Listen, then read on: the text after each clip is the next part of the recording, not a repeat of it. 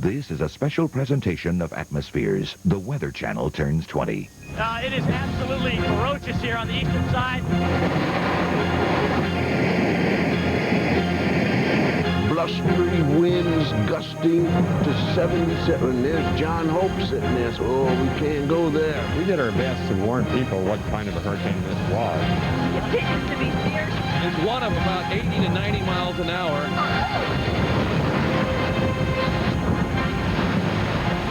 Every time there's a hurricane in the Gulf, we are glued to the Weather Channel. This is a dangerous situation. Very large tornado. Oh, there it is. They got it. There go the sirens again. If need be, we will seek immediate shelter. Unbelievable! Tornado on the ground! That's my leader. Everything on the house is breaking, Dad. Dear God, that just leaves me speechless. You see some off in the distance. They were just unbelievable.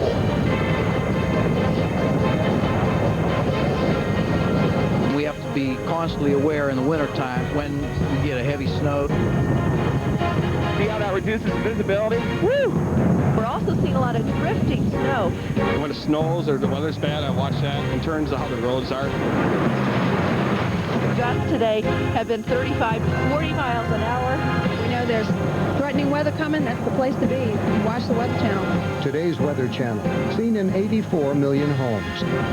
But 20 years ago, it started life in very humble surroundings. Hi, I'm Marshall Cease. In fact, this office is where the first broadcast originated from. Coming up, we'll show you the Weather Channel's unlikely journey from the early days of cable television to today, now accepted into everyone's home.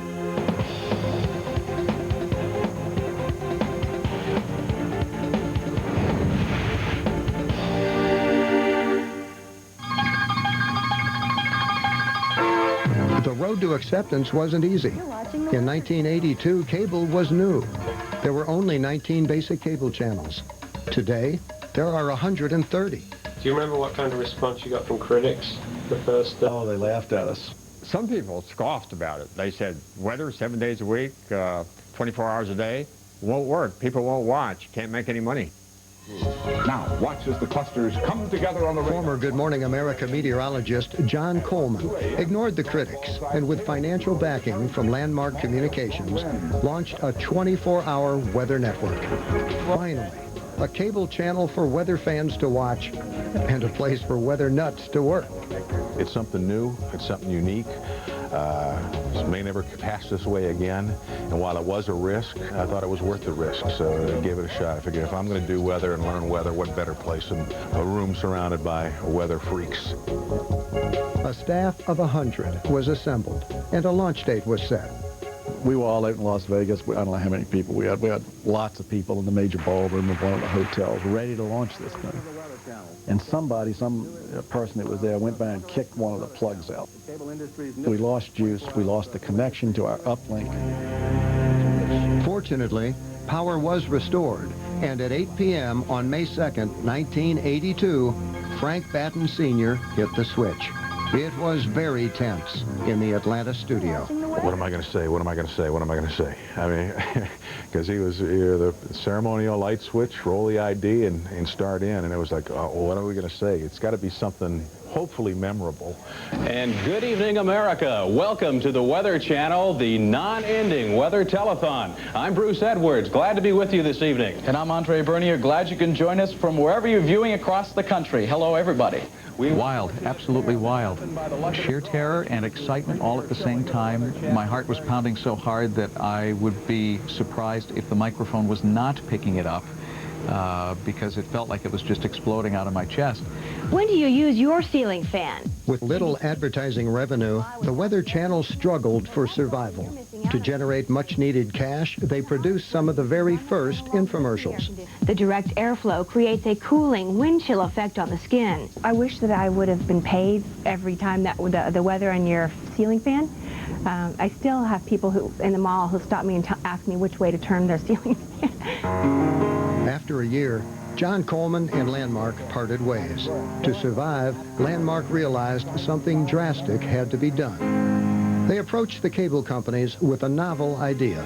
Would they pay the Weather Channel for its service? The proudest moment was when all of the cable operators voted and said, yes, we'll pay you. Because if they hadn't, we would have failed. Up to the minute local forecast, 8 times an hour, 24 hours a day, every day. The other big selling point to the cable companies was the ability for each viewer to receive their own local forecast. Weather of a higher order. Accurate, dependable. We had to have local. That really was a defining moment in terms of the willingness of cable operators to take us once we could do that, because it differentiated us from almost any other service. Always on the 8s of every hour. The Weather Channel received a new lease on life. As financial tension eased, they were able to concentrate on their core mission, informing and educating the viewers about the dangers of severe weather. Tornadoes, floods, blizzards, and of course, hurricanes. This is the third hurricane to threaten northwest Florida this season. We're on St. George Island, a barrier island, offshore Apalachicola, and the Gulf of Mexico is churning up even though Kate is over 100 miles away. The eye of Hurricane Kate is ashore on the Florida Panhandle. The Hurricane Warning Program has always been about team effort. The Weather Channel has done a terrific job. They're a true partner in this area. The Weather Channel has been a great assistance to FEMA and other areas of the emergency management community in providing up-to-date storm information, hurricane information, severe weather information for people to take proper action to protect themselves. We got a letter from a viewer saying that her young child was home alone at the time, had the Weather Channel on, listened and heard the safety tips that we were putting forth. Do you know what to do if a tornado is approaching? Here are some rules to follow if you're in your home. And took the precautions, went to the basement, got out of harm's way, and the mother says the child hadn't heard that. Watching the Weather Channel, who knows what would have happened with their son. When no storms threatened, the on-camera folks let their creative juices run wild. A baseball will go farther when the humidity is high than it will on a dry day. Water vapor molecules are lighter than most of the other gases that make up the air. Monotonous weather in Hawaii, it's simply not true. So if you ask someone in the islands out to dinner and he says, meet you after the shower, you could end up very hungry before he gets there. You're right on time, dear. You see, Charles Dickens grew up in the early 1800s at the end of what is known as the Little Ice Age. The Charles Dickens thing was, it had some weather associated with it. It wanted to show that there was a time in southern England when it was much colder there than it is now, that the Thames River, for example, would ice over, which I understand it never does now. Wish you all of you. As it became more successful, the Weather Channel outgrew its old studios, and in April of 1988 moved into a new office building. For more diverse programming, they had already begun experimenting with live reports. The first, carrying live pictures from Cape Canaveral as NASA launched a new weather satellite. I'm going to pressurize now myself and let you listen to Delta Launch Command. 3, 2, 1, 0. Main engine start. And in September 1988, these advances hit a new peak as they broadcast live from a hurricane for the very first time. I'm Dennis Smith alongside Liz Jarvis. We're in Corpus Christi, just about in the bay right here. And it looks like the winds continue to pick up and the waves are really getting choppy right now, Liz. That's right, Dennis. Surprisingly, though, no real rain yet. Live reports are now a part of a normal day. Since 1982, technology and the Weather Channel have come a long way. Some of the original employees have been through a lot and remember the early days with fondness. I was totally intimidated by the talent. Ironically, you know, we didn't grab a whole lot of viewership, but I thought we had an incredibly talented crew, although it was sort of a lawlessness, if you will, back then. You know, and it's snowing in Green Bay and Manitowoc, Milwaukee, and the eastern side of Wisconsin, and I can name other places where it's snowing. It's snowing. It's snowing at the Weather Channel in Atlanta, Georgia. When I first became involved in it, it was sort of like, the what? The Weather Channel? 24 hours of weather? No way. It's not going to happen. Today, the Weather Channel lives in an even bigger building and employs nearly 1,000 people. Over 20 years, it has become more than just a cable channel. It's become part of the social fabric, a valuable and life-saving resource used by many different people. I don't hear many people laughing much anymore. When we come back, What's the Weather Channel doing on Oprah? Coming up, becoming part of America's culture. And later, we'll show you the most memorable moments in Weather Channel history. But first, a moment not so memorable. That's right. We got the Maryland moving through Martinique, and that's right. We want you to guys see. washing the windows. That's right. We want to make sure you see good. That's right. That's right. We want you to see clearly into the forecast center, so we know exactly what's going on. This 20th anniversary special is sponsored by Ruth's Chris Steakhouse and AT&T Long Distance. Let your long distance be unlimited.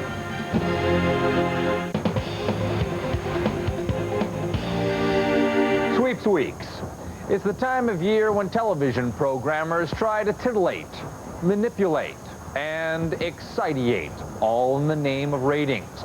And perhaps nowhere is this practice more shocking and blatant than here at the Weather Channel. From humble beginnings, the Weather Channel today is everywhere. One would think, I think when I come in and I see this globe that you guys obviously have plans for world domination. And that you sit here and...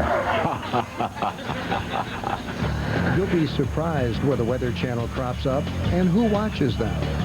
Not only is it interesting to know what the weather is, where you're going, or where you've just come from, or what it's going to be while you're somewhere, it's always interesting to know what's going on in all other parts of the country and the world. When I say I watch the Weather Channel, big applause. I say it's always exciting, the Weather Channel, because there are no reruns.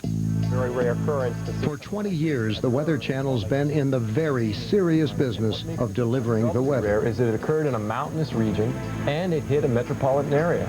In the process, it's become a cultural icon, an information source people turn to in times of powerful and uncontrollable weather, which is one reason why you'll see the Weather Channel on other networks.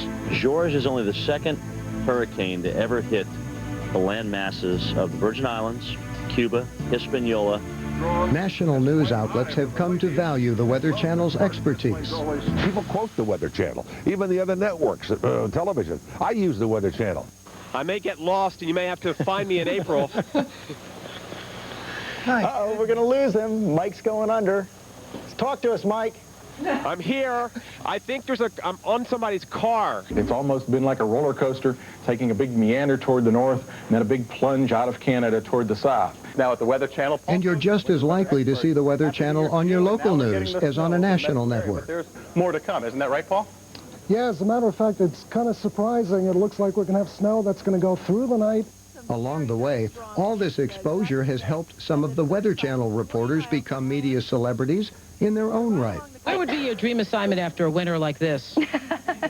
Well, after spending, this is just starting. We have a lot of snow coming, I'm afraid. Right over. Jump right in. Weather on the 9s, Sports Center now. Hi, everybody. Glad to have you with us on Sports Center despite all the weather references. No Jim Cantori. You can see some of the ferocity of this wind. My least favorite things are when you put poor Mr. Cantori in anything, and he's got the blue thing on, and he's standing there, and the winds are thrashing him in the face. You don't have to do that to him. He seems like a nice fellow. Yeah, there's a woman on the Weather Channel who's going to be a big star. Really? I think her name is Janetta Jones. Someone will call you and tell you whether I was right or not. Yeah. Yes.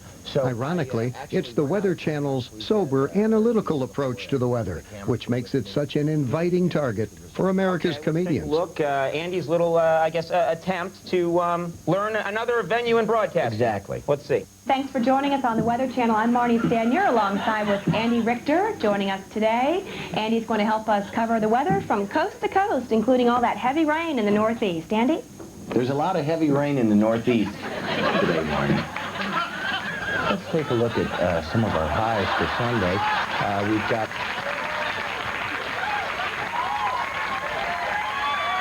morning rises happening. The Weather Channel's come under a lot of criticism from some for using sex and violence to pump up its ratings. How would you respond? I haven't heard that criticism. Oh, it's been said. Well, I personally do not use sex or violence in my weather forecasting. How about otherwise? What do you mean otherwise? Into the Gulf of Mexico. John Hope. Now, there's a man who frightens old people. I'm old people. And when I see John Hope, then I know that something not good is coming. They may poke fun, but the Weather Channel does have a large following. Let me suggest to you first that if you look around, very warm down here at home in the Atlanta area and all across down into Texas. Weather in Afghanistan, 2,000 degrees and cloudy. I'm stuck on the Weather Channel. About the, was it? These fans are used to taking a ribbing for their devotion. I don't know anyone except you that actually watches. Oh, come on. The No, Weather Channel. No, you, no. I'm telling you right now, it's the next coolest thing. No, you check with the Weather Channel. No, you watch it like it's a 2-hour movie. You watch so it. you don't watch it for 7 or 8 hours. No, there are like stars on the Weather Channel. One cable news network even devoted an entire story to the secret of the Weather Channel's appeal. There's Jim Cantori. Oh. He's my favorite. Actually, he's not totally bald. He's just got a receding hairline. For Nick and Lorraine, it's hard to imagine life before the Weather Channel. Devoted fans of the Weather Channel will tell you that there's one storyline they've been following for years on the network. There's a little mystery and a little bit of soap opera with the Weather Channel. Because the women get pregnant and they never say who did it. But then they come back and they never say what they had or anything. It's sort of like gone, and we all know. We say, well, she'll be back. And sure enough, maybe 6, 7 months later, they're back. So it is like soap opera. There's Vivian Brown with her own Southern hospitality, y'all personality. And she too fell victim to the look. You know, we don't know what she had. And we don't know who the father is of any of these women. Some people say it's John Hope doing all of that work. In truth, it's a different kind of passion that may be the secret to the Weather Channel's appeal. A passion for the weather. Oh! Is that lightning? When we come back, the most important storms in America's and the Weather Channel's history. But first, a minor moment in their history they might rather forget. I like snow, John. Well, there's a lot of it right there. A lot of it. And we need these aviation weather reports because I'm going to be flying across the skies. I need to know what the weather's going to be like. Okay, are you about ready to go now?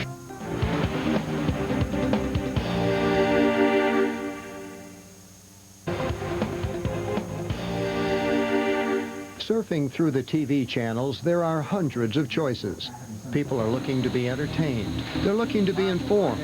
But of all the channels out there, a special relationship has been developed with one. This is a particularly dangerous and life-threatening situation. A tornado has hit Tuscaloosa, Alabama. That same storm now is headed toward Bessemer and Birmingham, Alabama.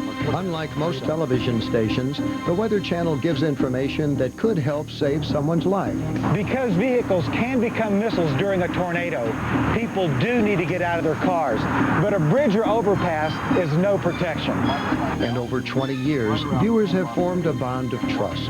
I think they provide services to all over the country to people who are in a vulnerable position as far as hurricanes and tornadoes and that sort of thing. You always turn to the Weather Channel because you can't always get instant updates on the local channels. So the Weather Channel is good when they have those tropical storms. You're trying to track them and everything else. To many viewers, the Weather Channel is different than other cable channels. It's the only channel offering weather information 24/7. People have come to rely on the Weather Channel more as a public service. Right out over the water. Something to be trusted, especially in times of severe storms. Every time there's a hurricane in the Gulf, we are glued to the Weather Channel. That's part of living on the Gulf Coast. If you live in Montgomery, if you live in Columbus, if you live in Birmingham, Atlanta, Chattanooga, Knoxville, this is your hurricane too. The Hugo and the Andrew events and the graphic depictions of both of those storms in the media has served to reinforce the need for people to evacuate, and the Lessons of Andrew series on the Weather Channel had uncanny timing in terms of our ability to deliver that message. Federal and local officials watch anxiously as storms edge closer. To them, the Weather Channel is a vital resource. The Weather Channel has become a mainstay in any emergency manager's office that you walk in. The general feel has been around Panama City. Dennis? Over the years, many professionals have come to trust the information they get from the Weather Channel and use it on a daily basis. Weather starts early in the morning when I first get up and I look at the Weather Channel. I check, of course, my route, but I check the effect of what is soon to happen. Even those moving a little slower turn to the Weather Channel. Watch Weather Channel probably every day. You know, it not only being a pilot from my end of it, but as far as races are concerned, you know, you're constantly affected by the weather. In fact, the trust people place in the Weather Channel extends all the way to their children. The Weather Channel is in the classroom. We're trying to learn why it is that some supercell storms produce tornadoes and others don't. With more students having access to computers, teachers now use the Weather Channel through the internet. And you're going to put overcast. I teach meteorology and 8th grade earth science. I love the Weather Channel. I watch it all the time. Tell my students to watch it. Now, from the Weather Channel, here's your local forecast, always on the 8s of every hour. Weather Channel viewers have also learned over 20 years that they can always tune into the local forecast to plan their daily activities. I work construction, so I got to watch the radar. Even in the homes I work in, I got to turn it, put your cable, shut the Weather Channel on. I got to see what the weather's going to do. I watch the Weather Channel, prepare my day, so I know what to expect as far as weather goes, what to be able to wear. Well, it helps me because I work for our school district, and we have to be constantly aware in the wintertime when we get a heavy snow to go out and plow the driveways, parking lots, shovel snow.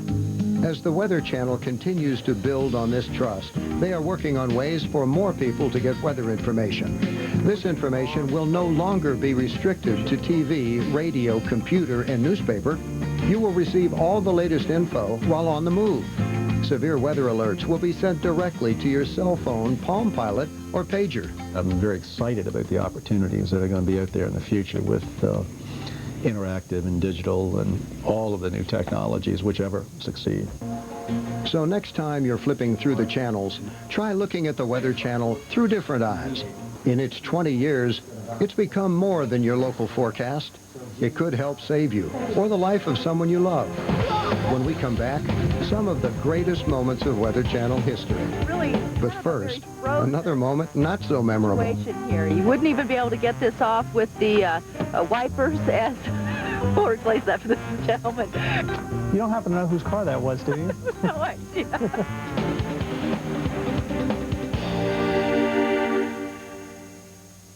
Ruth's Chris Steakhouse, serving U.S. prime beef for more than 35 years. www.ruthchris.com.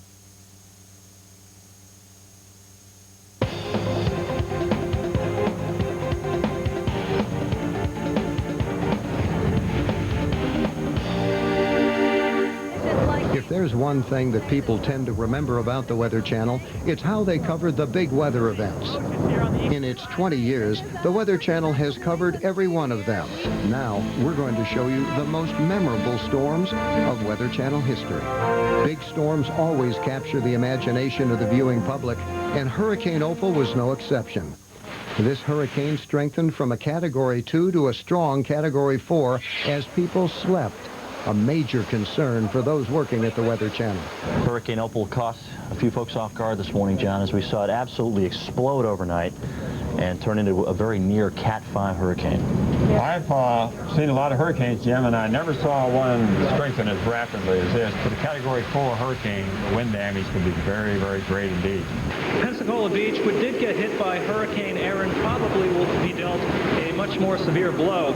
Quite a baptism for an on-camera meteorologist used to covering hurricanes from the studio, but not from the field. For years I wanted to do live shots, but little did I know that I was getting into a Category 4, borderline Category 5 Hurricane Opal, and literally it was staring right at us and pointed right at us in Pensacola Beach. And once again, the rain has been tremendous. I have probably never witnessed so much rain in my life.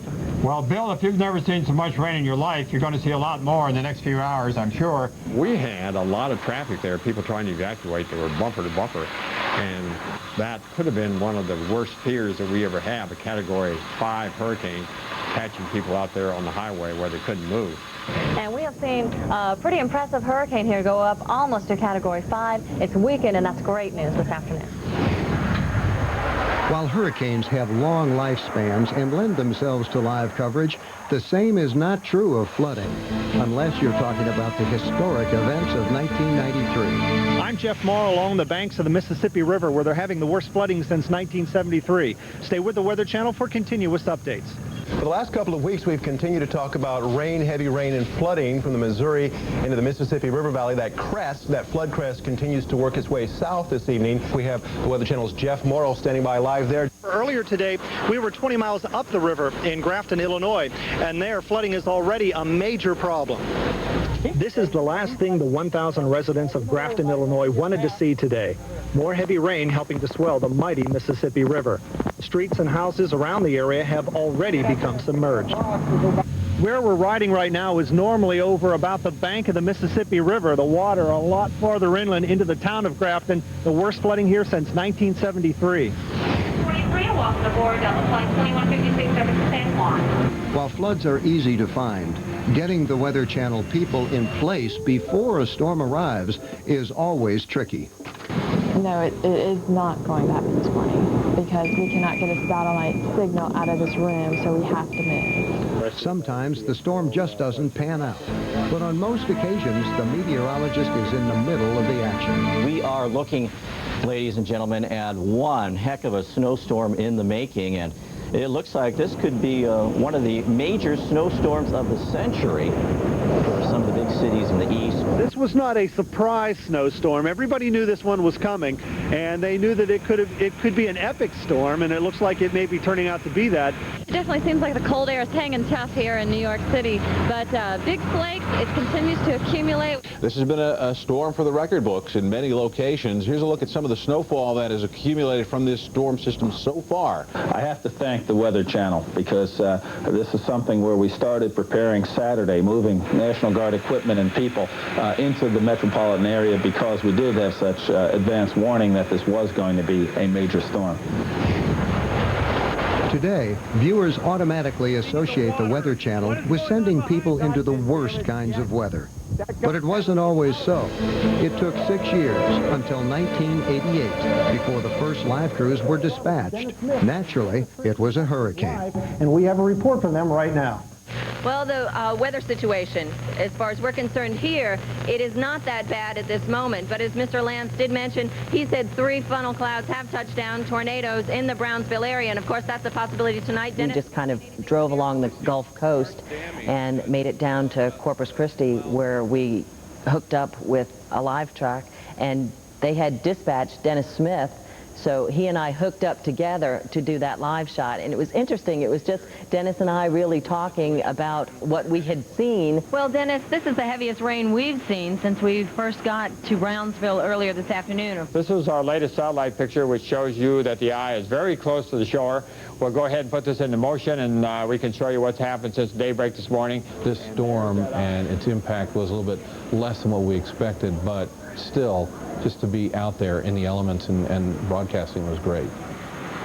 After the success of bringing hurricanes into viewers' living rooms, the Weather Channel in 1990 decided that it was time to cover major snowstorms live. We are closely monitoring the Midwest's first major winter storm. We've had some very, very heavy snows across the upper Midwest. It's snowing at 1 to 3 inches an hour. And we are talking to Marnie Stanier this morning live in Milwaukee. Marnie, how is it out there? We are in an intense winter storm right now. Winter storm warnings are in effect.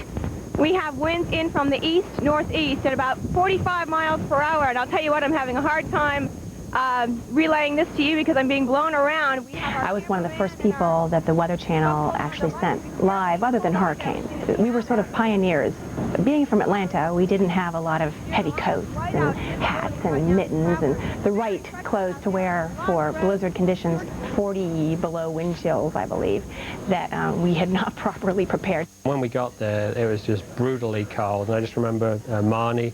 I mean, they have these incredible live shots of her standing outside and getting blown around by the snow. It's probably the most miserablest I've ever been in my time at the Weather Channel. But TV-wise, it came off real well because the shots looked so good and so dramatic.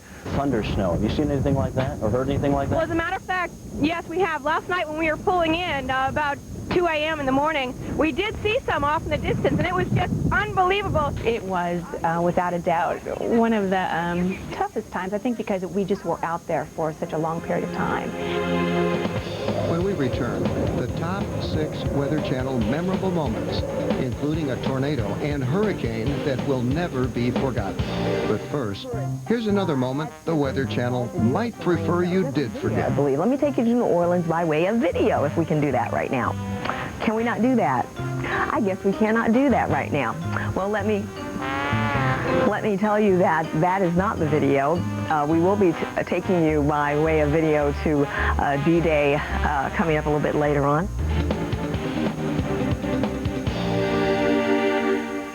This 20th anniversary special is sponsored by Cadillac. Bold vehicles define convention. Cadillac, break through. And Carrier, the world leader in heating and air conditioning since 1902. Sponsored by Once Daily Allegra, hexafenadine hydrochloride. For additional important information, visit Allegra.com. Side effects with Allegra 180 milligram for seasonal allergies are low and may include headache, cold, and back pain.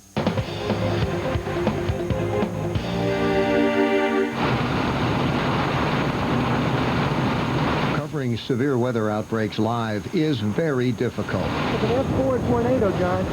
Tornadoes can be forecast, but to actually pinpoint where they will occur is impossible. On one occasion, though, the Weather Channel's crew was in the right place at the wrong time. The number 6 most memorable Weather Channel moment is a violent tornado. We want to go live to Wichita and see the damage that the first tornado did and see what's happening right there. Dennis, what's the story? Lots of frequent lightning, and has just been indicated around Sedgwick County another tornado warning. There go the sirens again. If need be, we will seek immediate shelter here as well. Right now, we're not in an immediate area of threat. We were in the general vicinity when the tornado was on the ground. We were actually covering the next storm to its west, and it did produce hail, it did produce damaging winds, but the tornadic storm was just to our east. So we were on the scene probably within minutes after the event took place and started our broadcast on what was going on in that town. Extensive damage through Andover, and it's in west central Butler County, east of Wichita, but as far as the damage and a dollar assessment, no figure as at this point.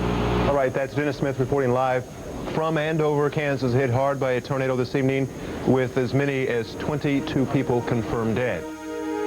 Probably a humbling experience for me, because as we were even covering it the next day with other media outlets in the vicinity, realizing someone was going down the street with a shopping cart filled and realized that's all they had left of their earthly belongings. Sometimes people don't have to leave the friendly confines of the Atlanta studio. The storm comes to them. We all really, as a group, had it pegged quite a number of days out ahead. And again, also the models were very good with that, so that helped us as well. People give me a lot of credit for having had that on the extendeds well out ahead of when that occurred. Good evening. I'm Keith Westerledge here in the Weather Channel Forecast Center. We have a major storm developing in the Gulf Coast. It's going to be affecting most of the eastern states with blizzard-like conditions, severe thunderstorms, and of course, quite a bit of wind. Here's our storm system once again on Saturday. Heavy snows from New England all the way down to North Georgia, Atlanta getting in on the act to the east. I walked that morning when the rain changed over to the snow, and I was out walking to work when we had the lightning strikes and everything. It's fun to forecast the weather and to see it happen in any part of the country, but still the greatest thrill is to really be part of it and experience it. Alongside Bill Keneally, and Bill. In the fall of 1989, the Weather Channel was still relatively unknown, but that all changed when a devastating hurricane set its sights on the east coast of the United States, putting the Weather Channel on the map as the source for hurricane information. At this time, the eye of the hurricane is less than 200 miles from Charleston. It continues to move toward the northwest at just about 20 miles an hour. We think that's going to bring the center inland by midnight or possibly slightly before. We had our act pretty well together then, and I think we did an excellent job of covering Hurricane Hugo. I was on the air about 17, 18 consecutive hours as the hurricane was making landfall. Now, it came in as a Category 4, and that was the first Category 4 hurricane that had hit the United States in a great many years. Within the last hour, we've seen the rain pick up, but a dramatic increase in the winds. Occasionally, as we're holding on, occasionally on up to about 50 miles an hour in gusts. We positioned ourselves far enough away from the immediate coastline that we could broadcast and still get out the information without being in the immediate path of the storm. I probably didn't feel a real threat to what the storm could be because we weren't right in the heart of it. We wanted to safely broadcast the information. There is a story. The reflectivities are high. Look at the bow shape in that line. Best explained by people who understand it. 10 years later, the Weather Channel had become a household name, and viewers tuned in record numbers for a hurricane that threatened the entire East Coast. From Florida to the Carolinas, all eyes are on Hurricane Floyd, a powerful Category 4 hurricane that's closing in on the coast. 5 states are now on alert as a result of the potential impact that Hurricane Floyd may have. Well, Christina, again, each one of these little rain bands that continues to come in allows for more and more gusty winds. We just had a pretty ferocious gust, I think well over 40 miles an hour. It's still a very dangerous hurricane, 140 miles an hour. That's down from that 155 it had yesterday. We've been here through Hugo, and that was devastating. So we want to do it again. So we're leaving. Nearly 2 million people agreed with her, creating the biggest evacuation in U.S. history. Fueling up, gonna go home and grab a few things and head west. It wasn't a direct hit from Floyd, but it was close enough that when we did get the wind, it was gusting well up over 100 miles an hour. There was a lot of debris. You really couldn't see what was coming. That was nerve-wracking. North Carolina was also hit hard by Floyd flooding. Coast Guard helicopters are working to rescue about 300 people stranded by the flooded Tar River. The state of New York is preparing for Floyd's arrival. New York City, for example, has opened 20 shelters. Power companies in New York City and Long Island are telling people to expect power outages as that storm rips through the region. Hopefully we're at the climax of Hurricane Floyd. Still unrelenting rain here in Solomon's Island, 50 miles southeast of Washington, D.C. on the Chesapeake. Later tonight, off the New Jersey coast, Friday morning, way up here, and you can see here that we don't expect it to turn inland. Very large tornado. Sometimes luck has more to do with the Weather Channel covering a story than planning. They had a crew in Oklahoma City in May of 1999, a crew totally unaware that history was about to be made. I wasn't really scared for my life or anything like that. It was just, everything was just so surreal. I was in Atlanta in the morning, and then I ended up in Oklahoma City, and there we are, faced by an FOF 5 tornado. I remember just being very quiet. There's no wind, and there's just a little bit of hail. But like a quarter mile in front of us, we saw this tornado just churning up everything in front of it. This is no longer a potentially dangerous situation. This is a dangerous situation. Anyone in the vicinity of downtown Oklahoma City, you should be taking shelter immediately. In fact, you should not be listening to me at this time. We have several reports of tornadoes in and around the Oklahoma City area. We have reports of injuries. Let's go to Weather Channel producer Simon Temperton, who is near Moore and is on the phone right now. Yeah, John, we just were on Highway 44 and we left, as we came around the corner, we saw a tornado about half a mile wide in front of us. It doesn't get any worse than this. The unsettling part was that people had not even been allowed back in their homes. We were getting the first look at all the damage, and it was just the most incredible, awe-inspiring thing I've ever seen, that all these houses were completely flattened. I'll never forget that day. Dear God, swing around and you see this as many times as you want, and that to me is just, that just leaves me speechless. That's, wow. That's not the only day Weather Channel employees will never forget. As I look back at my 15 years on the air, that was a morning that I will never forget. Coming up, that incredible storm, the most memorable in Weather Channel history. But first, a not-so-memorable moment. All right, I'm told that we can go now to a crew standing by in Mobile, Alabama, waiting for storms to move in that direction. Kristen Dodd is standing by there in Mobile, and it's quite windy. Kristen?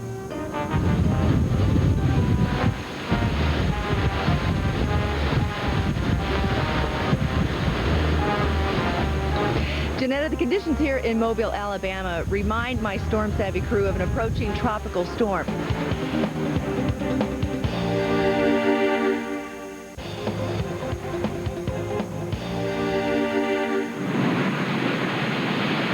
Probably the biggest storm in the Weather Channel's 20 years was a hurricane so intense and devastating that no one working that day will ever forget it. Good morning. We're live in the Weather Channel Forecast Center. Continue to watch history in the making here on August 24th, 1992. Let me show you what it looks like in the form of Hurricane Andrew, a very strong hurricane making its way onshore right now. Landfall again. The eye wall is now well onshore across South Dade County. Our current conditions at Coral Gables is one of about 80 to 90 miles an hour and an occasional gust, and the rain and squalls can continue to come on down. You felt like you were at the scene of an accident with no lights. We'd lost power about 3 a.m. for a 5 a.m. landfall, and you could look out and you could hear metal crunching, you could hear glass breaking, you could hear wood chipping away, you could hear bending and twisting, but you couldn't hardly see it because it was pitch black. Oh, I was very concerned. As you recall, it came in very early in the morning, and I had been on the air all night, and we did our best to warn people what kind of a hurricane this was, but I always had the feeling, as I do in most major hurricanes, that there are a lot of people there in the hurricane's path that don't quite realize how bad it's going to be. We will get extensive reports of damage because this was a Category 4 storm on the Saffir-Simpson scale. As I look back at my 15 years on the air, that was a morning that I will never forget. We were watching the eye of Hurricane Andrew cross South Florida, and it was so quiet around the Weather Channel because we knew that we weren't hearing a thing from South Florida. We weren't hearing any reports, no communication, and just the thought of what was actually happening because the eye, when it held together perfectly.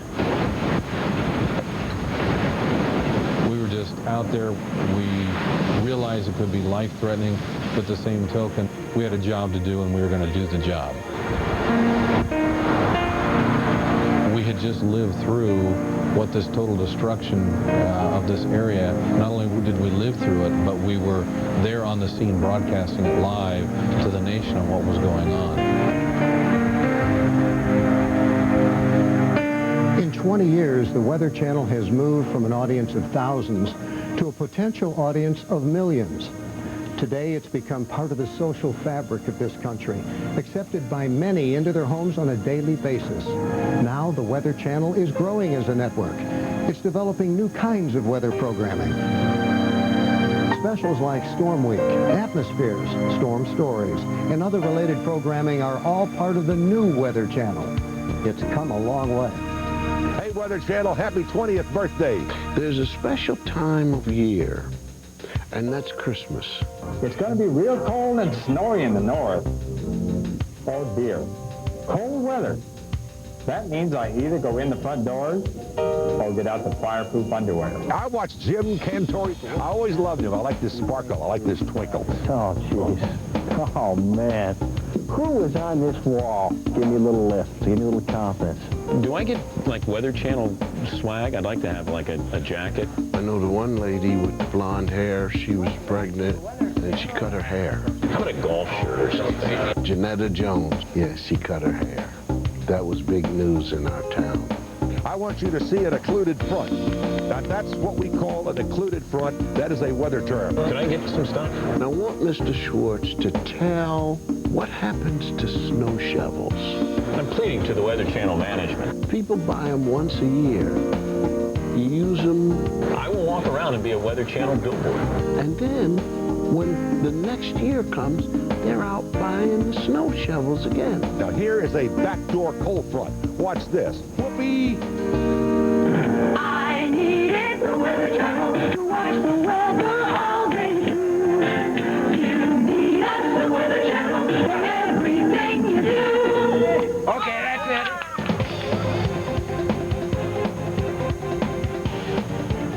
it. Now you can read how we beat the odds in the Weather Channel, The Improbable Rise of a Media Phenomenon. Ask for it at your local bookstore.